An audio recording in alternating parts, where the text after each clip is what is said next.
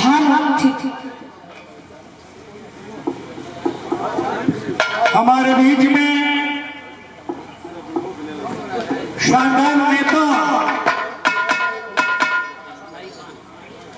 और समाजसेवी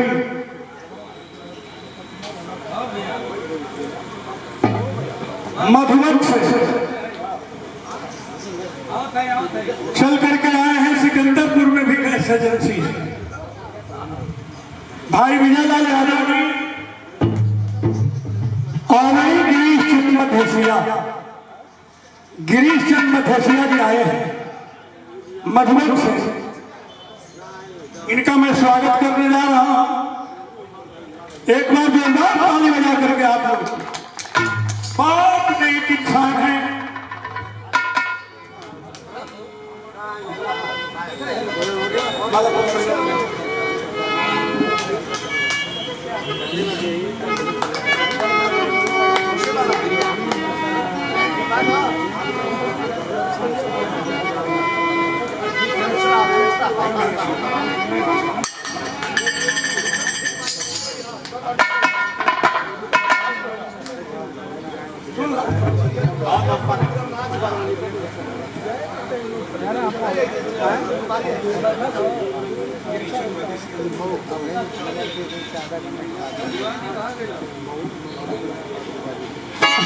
hello hello hello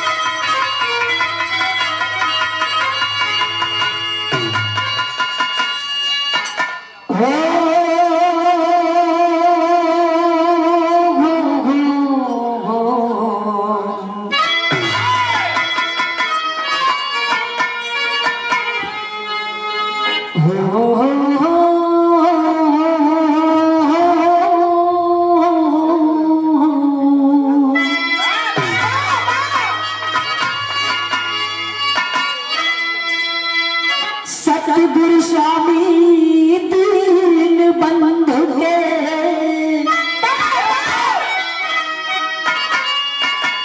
सदा झुकई बेईमान।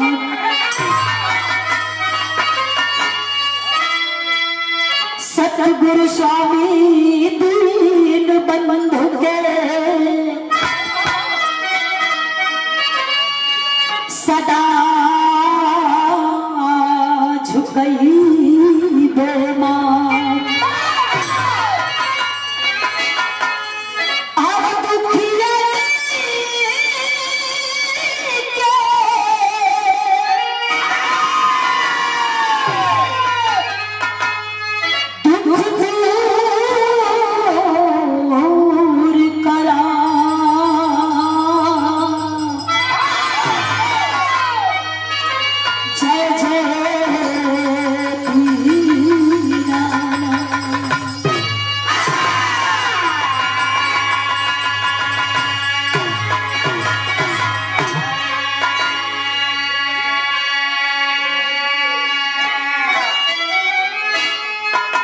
नमो नमो बिंदेश्वरी, नमो नमो जगदम्बे। आदि पिया पुकारे है मैया।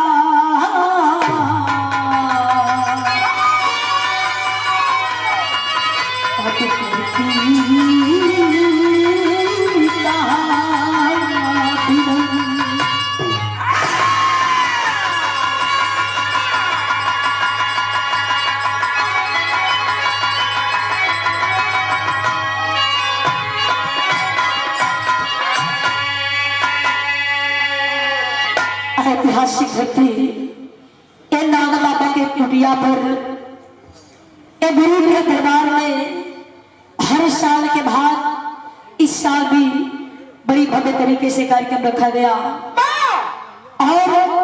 इस कार्यक्रम में आए हुए हमारे सम्मानित लोग, हमारे गार्जियन, हमारे पूजनी, ये गुरु का दरबार है।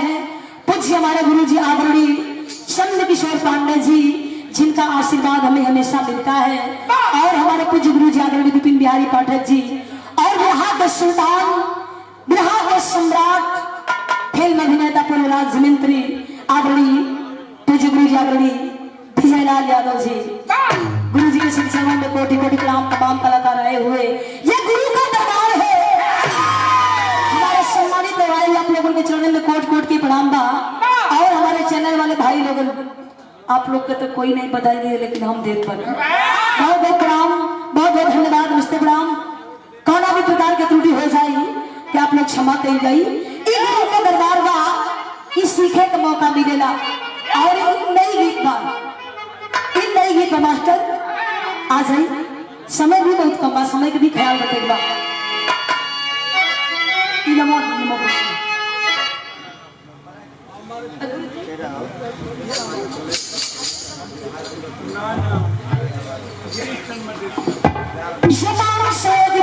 सम्मानित किया हमारे गार्जियन आदरणीय ग्रीष्म मध्यसिया जी, आप जो से 500 रुपये के आशीर्वाद मिला है।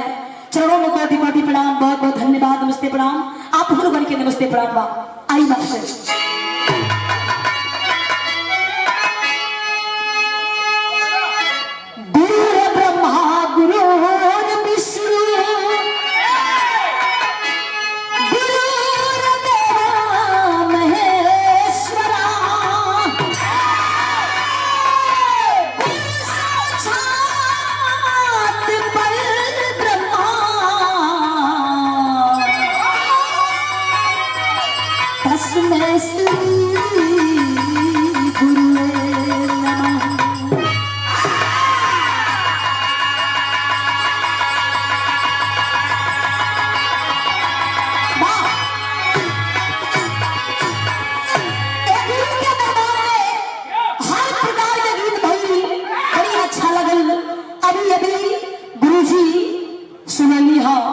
देशभक्ति गीत सुनला के बाद नौजवान भाई लोगों का जोश देश के प्रति ताइए चला।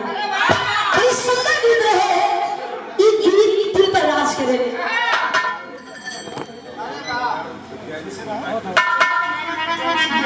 सम्मानित आदरणीय जनेंद्र मास्टर साहब उर्फ जैन सिंह जी, सम्मान की आपके चरणों में कोटि कोटि नमन, बहुत बहुत धन्यवाद, नमस्ते प्रणाम बा।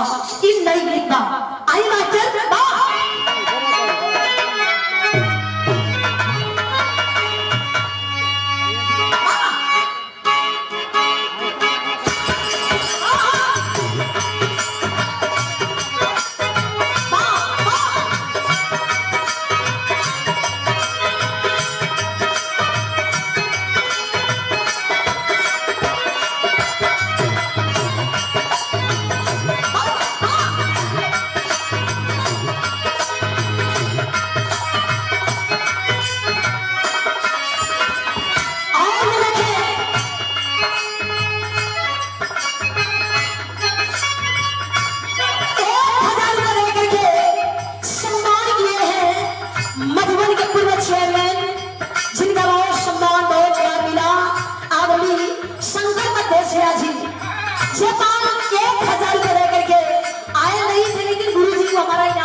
थे आपकी ओर से 1000 रुपए लेकर के सम्मान मिला है।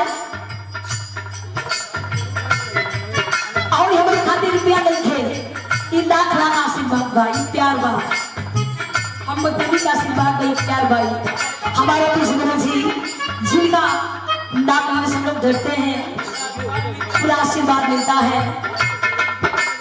से रुपया नहीं रहा, हमारी खातिर आशीर्वाद रहा। 500 रुपये लेकर के हमें सम्मान के कुछ गुरु जी आदरणीय विजय लाल यादव जी, गुरु जी की ओर से जोरदार तालियां का कुछ स्वागत करते हैं। चलो मैं बहुत बहुत नमन, आप भूल गए नमस्ते प्रणाम गुरु जी। एक गीत पर गुरु जी, गुरु जी, गुरु जी एक गीतिया को तनी गौर करो। इन नई गीत का हाँ कैसे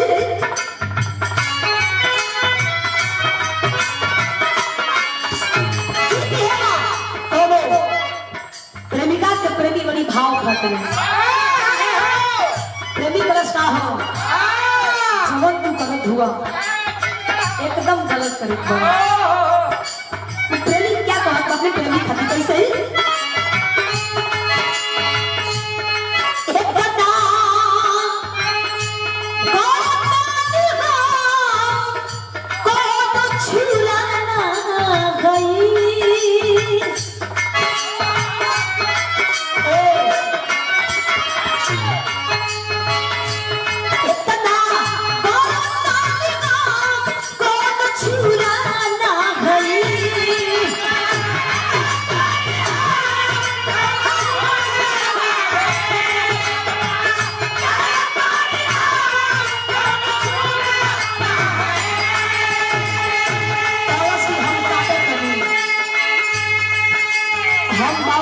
बनी प्रेमिका कहे हम ना कहत बनी कहे इतना छुरा ना हई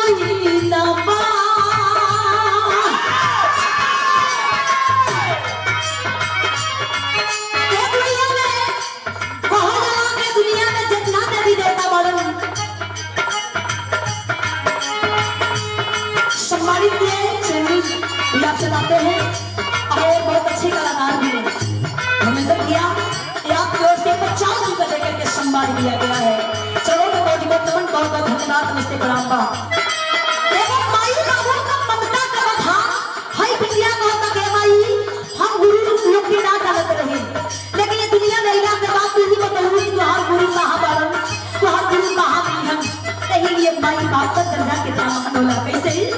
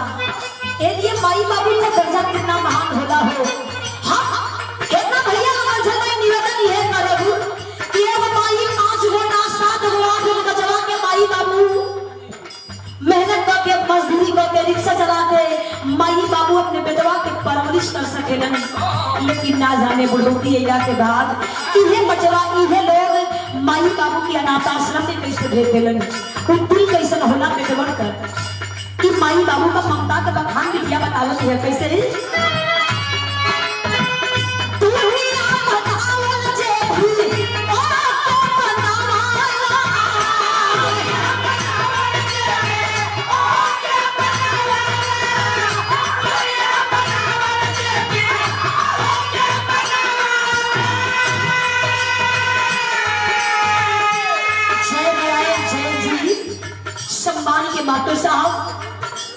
रुपया लेकर के बिगड़ापुर के धरती से कितना सुंदर ये लाइन कवि जी लिखले हो कैसे ही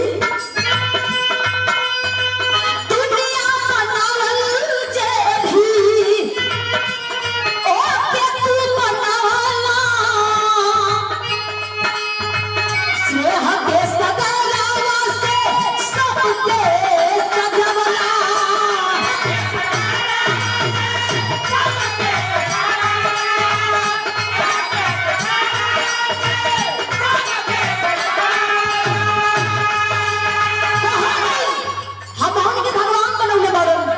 लेकिन भगवानों के वो मई बाबू ही पैदा कैले बने भगवान दुनिया बनौले लेकिन मई बाबू के भी भगवान बनौलन हाँ और मई बाबू के भगवान कोई को नंबे बा तो भगवान के लिए मई बाबू भेजले हुए कितना सुंदर लाइन कभी लिखले हुए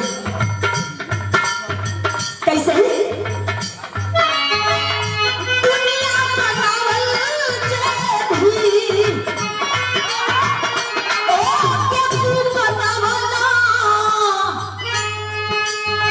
स्नेह के सगरवा से सबके सजवला सबके सजवला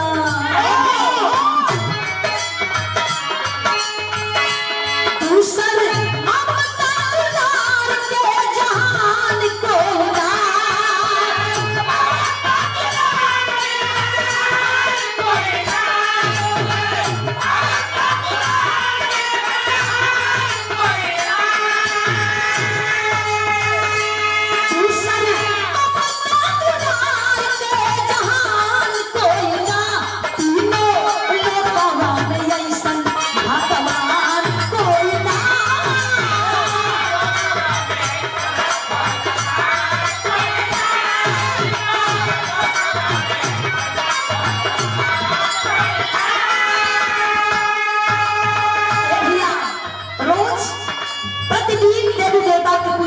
एक बार माई बाबू के जरूर पूछना के माई तो तबीयत ठीक बना एक बार माई अगर दिल से आशीर्वाद दे बाबू आशीर्वाद दे दी हम जो ना घर में माई बाबू खुश रही हम जो ना घर में माई बाबू खुश रही हम वो घर के देवी देवता अपने आप खुश हो गई है तो माई बाबू अगर खुश रही ना देवी देवता भी खुश बने यदि माई बाबू का अगर आत्मा झरेला कष्ट होला देवी देवता भी कष्ट देलन तो औलाद लेकिन बड़ी भाग्य से माई बाबू के तन से मन के जन्म ले लीजा सम्मानित किए हमारे गुरु जी के आप ड्राइवर साहब अपने भैया हीरालाल भैया की ओर से एक 50 रुपए देकर के आशीर्वाद मिला